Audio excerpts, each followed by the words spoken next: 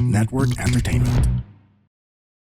It's hard to talk to your office mate regarding oral, Yeah. yung hygiene, manners, ugali. Dapat okay. si HR nag-aayos niyan eh. Ngayon, Okay. if ang problema si boss,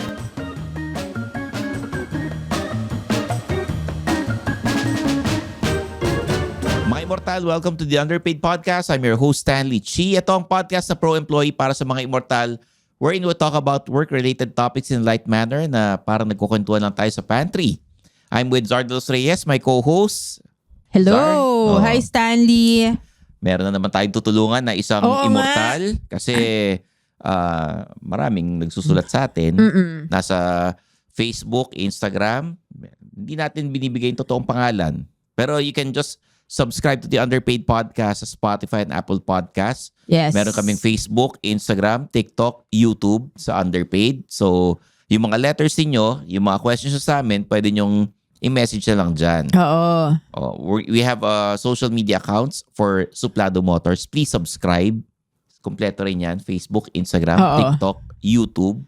Kung may problema sila sa kotse, pwede sila magtanong. Pwede rin. Tapos yun, Stanley Chi sa lahat and si Zar sa LinkedIn. Yes. Okay. So, simulan na natin to, Zar, dahil medyo malaki yung problema niya. Gaano kalaki? Tawagin natin siya sa pangalang office therapist. Okay. Ito na po ang ating office confessions. Dear Underpaid Podcast, please call me office therapist. Sa opisina namin, parang ako ang unofficial therapist ng lahat. May problema si boss or may problema sa boss, sa akin sila nagkukwento. May problema sa love life, sa akin din nagkukwento. May galit o sama ng loob sa coworker, ako ang kinakausap. Nakikinig naman ako kasi ayokong maging rude pero minsan napapagod na rin ako. Gusto ko lang namang pumasok, magtrabaho tapos umuwi. Paano ba maging mabait pero hindi maging emotional dumping ground sa office? From office therapist. Nangyari na ba sa'yo yan? Na ikaw yung office therapist? Or ikaw yung parang patient nila? Pareho. Talaga? Minsan kasi kunyari may mga ibang magkakaopisina dyan, baka walang nakakausap, mag-share lang sila siguro nagra-rant lang, nag-share ng mga experiences sila. So, ikaw yung parang kinekwentuhan. Oo. Minsan naman, ikaw yung medyo hindi maganda yung araw mo sa office, maghahanap ka ng mapagkukwentuhan. Ganun din. And I think lahat tayo naranasan natin parehong side. Oo. Kaya lang itong sumulat sa atin, mukhang siya lagi yung hinihingan ng payo. Siya lagi yung kinekwentuhan. Kumbaga, siya yung shock absorber ng mga kaopisina niya. Pero that's a good problem to have, Like, I would want that problem na ako yung pinupuntahan ng mga tao, ako yung unang naiisip nila. Kasi siguro komportable sila sa akin. They trust my advice, di ba? Yun ang good problem to have. But sometimes rin, you can get burned out from hearing all these stories. Kasi 'di ba, pati mga psychologists, 'di ba, minsan nababurn out rin sila, minsan na-overwhelm rin sila. Oo. Na kailangan nila ng sarili nilang psychologist minsan, 'di ba? Ito yung taong pinagkakatiwalaan nila dahil hindi siguro madaldal. Oo, hindi Pagka madaldal. may sinabi kang sikreto or sama ng loob, hindi kumakalat. Oo, hindi madaldal, may experience talaga, may wisdom. Paano ikaw? May wisdom? Oo, yun. Syempre. Dahil sa mga experiences mo, di ba? Papayuhan mo rin sila. Ngayon, ano ang magandang sabihin din sa mga kaopisina pagka sila yung naghihingi ng payo? Well, baka pwedeng after office hours na lang kasi may trabaho ka rin. Diba? Hindi ka naman therapist talaga eh. Unless ikaw yung HR. Pag HR ka talagang ikaw yung pupuntahan para kausapin. Kaya lang, automatic iniisip nila, hindi to HR eh. Oo. Kasi iniisip ng empleyado, pag HR kunentuhan, makakarating sa boss. Oo. I believe that. Diba? Syempre, sino ba pinasisweldohan ng sino ba yung nagsisweldo sa HR? Di yung boss din, di ba? So, kay office therapist, ang mapapayo ko lang minsan, may time for that. Magbigay ng payo, makinig sa kwento, pero not all the time. Kasi nga, 9 to 5 or 9 to 6 binabayaran ka para magtrabaho. Ngayon, siguro lunch break, yun yung private time mo, kumakain ka, merienda time, 3:30 or 3 o'clock, or minsan after office. Pero sana naman, wag na yung during weekends, kukwentuhan ka, tapos trabaho na naman ang pag-uusapan, no? You have to relax, tsaka yung tawag dito, yung mag-distress ka. Oo. Kasi stressful yung makinig ng problema ng iba eh. Yung chismis, huwag mo na ikwento sa iba, no? Pwedeng mangyari dyan, maningil ka na. Pero ayaw niya kasi maging rude. Yun yung main concern niya. At saka yun nga, nagiging emotional dumping ground na siya. Ano yung trauma dump, diba, ang term doon? Tsaka yan pagka iniisip mo yung problema ng ibang tao, naapektuhan ka rin. Oo. So, paano mag-pushback nang hindi ka nagmumukhang rude? Ako, I would say na pasensya ka na. Ang dami ko kasing ang dami binigay na trabaho ni boss today. Ayun, pwede yun. O kaya, pwedeng ganito. Sige. Kunwari ako yung may problema. Sige. Uy, Stanley. Yung asawa ko nag-cheat eh. Pwedeng mamaya na lang pag natapos ko na yung deadline ko. Stanley, ang sakit-sakit kasi. Pwede kitang i-refer doon sa HR o doon sa Stanley, wala ka bang time today? Like, kahit mga 2 minutes lang. Wala kasi talagang minamadali ako ni boss. Pasensya na. Pwedeng pagbalik na lang. Pag natapos ko to, makikinig ako. Hindi ka ba naawa sa akin? Hindi. Grabe. Alam mo, iniiwasan nga natin maging rude eh. Hindi. Naawa ako sa'yo, nakikisimpatya ako nakaka-relate ako, pero baka pwedeng after na lang nitong trabaho kasi nakabantay sila boss, baka mamaya iisipin hindi ka nagtatrabaho, hindi rin ako nagtatrabaho. So na lang, after office hours or sa lunch break. Sige.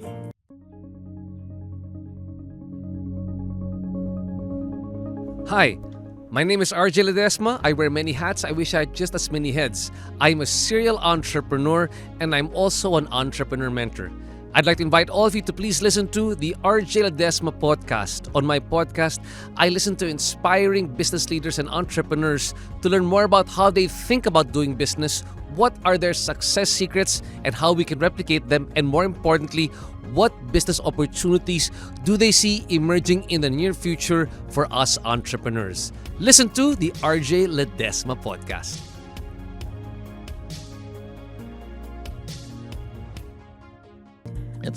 Siyempre, pagka nagbibisi na siya sa trabaho, makakalimutan niyang kukwentuhan kanya. Unless, sinabi niyang, sige mamaya, lilibre ko kayo.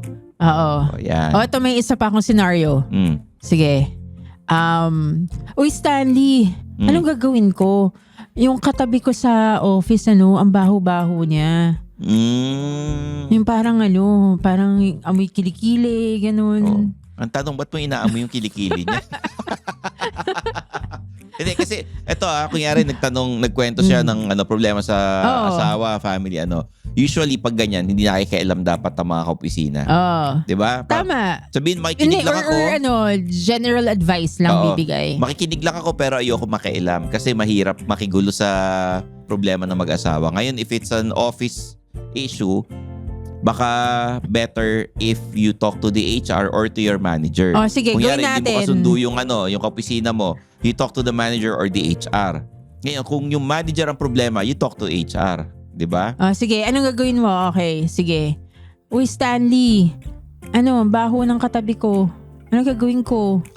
Baka pwedeng pakiusapan yung HR na ilipat ka ng Anong sasabihin ko sa HR? Ilipat ka ng cubicle. Or kausapin niya yung office mate mo, yung katabi mo na mabaho. May time ka ba? Kasi gusto ko lang ikwento yung buong buong nangyari.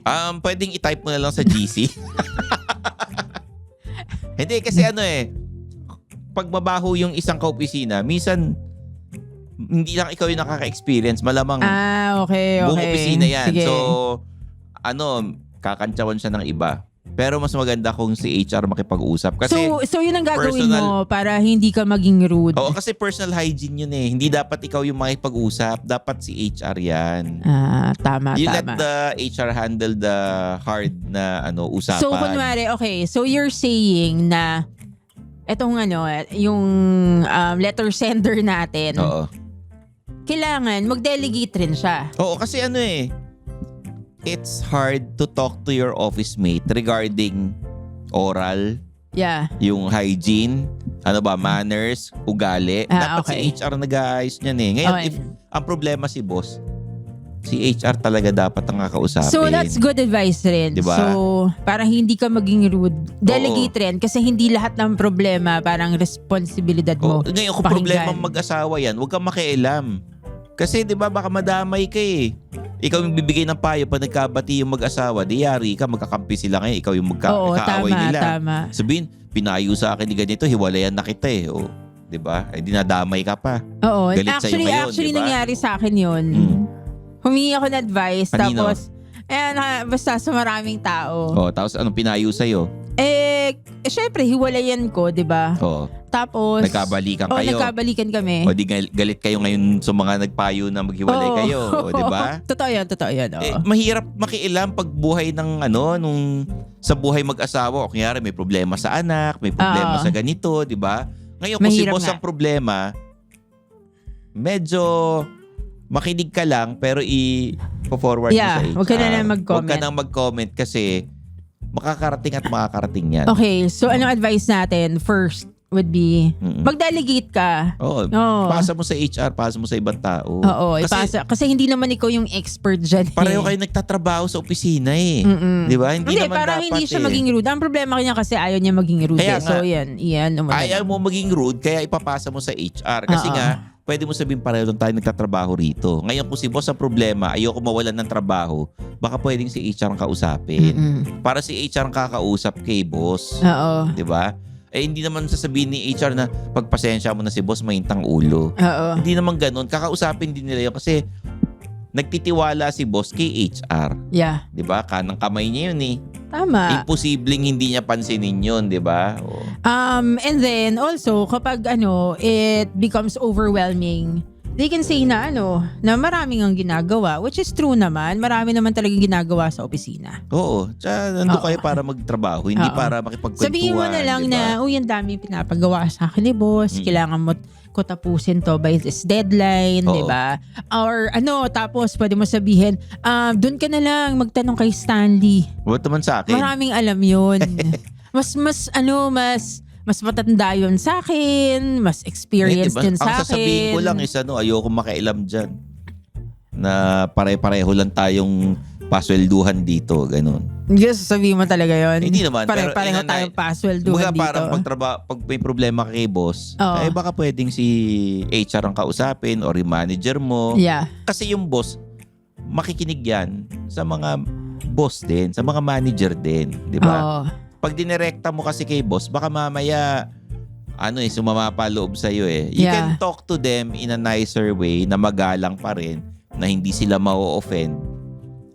Para magkaayos ng problema, which workload ba yan? Kaopisina ba yung problema? Or yung sistema ba sa opisina, di ba? Or yung parang nagtatampo ka ba dahil hindi ka na-promote? Or hindi ka nataasan ng sweldo? Well, pagka ganyan, dapat HR and yung boss yan. Tama. Di ba? Ang pag-usapang sweldo, ang tatanungin ni boss, paano mo nalaman yung sweldo ng kaopisina mo? Di ba? Yun ang dyan. Bakit nagkasilipan ng sweldo? Bakit nagkakumperan? O ngayon, kung problema naman sa ibang bagay, problema sa mga opisina, HR. Tama. Diba? Hindi naman pwedeng sasabihin sa'yo, pagpasensya mo na, hindi pwedeng ganun. Hindi ka rin pwedeng i-gaslight. You have to tell them yung pinaka-root ng problema. Tapos, gawan nyo ng solusyon. Yeah. Mag-compromise kayo. Baka mamaya, ikaw lang yung nagre-reklamo, may nagre-reklamo rin pala sa'yo. You have to compromise. Baka naman, hindi lang yung boss or yung manager may problema. Baka ikaw rin meron. So, check mo rin sarili mo. 'Di ba? Unless talagang nagsasabi ka ng totoo na natatapos ko yung trabaho ko, minsan pinapasahan ako ni ganito ng trabaho kaya natatambakan ako dahil absent siya. Ngayon, kung pumasok siya, dapat yung pinasa sa yung trabaho, ibalik mo na sa kanya. Diba? May mga ganong ka-opisina kasi ayaw nung pinapagawa ni boss. Papasa niya, absent siya. May sasalo niya, diba? So, dapat may matinong usapan. Tama. May maayos na workflow. So, para kay office therapist, sana hindi ka na pinagkakausap ng mga ka-opisina mo, hindi ka na masyadong hinihinga ng payo at i-delegate mo, ipasa mo kay HR yan. Okay? Yeah. And as I said earlier, it's a good problem to have. So either parang ma-realize mo rin na okay, they come to me because they trust me and embrace that, 'di ba? Na parang okay, dapat hindi pala ako ma-burnout. It's a blessing pala. Pero and sometimes, 'di ba? But then if you're really overwhelmed, then do the tips that Stanley and I mentioned. Okay, maraming salamat, office therapist. Para sa office confessions, you can always email us or message us on all social media platforms. Andito naman, kumpleto lahat, no? For the video podcast, nasa Spotify kami, tsaka nasa YouTube channel ng The Pod Network Entertainment. Yeah. So for Zardos Reyes, I'm your host, Stanley Chi. This is The Underpaid Podcast.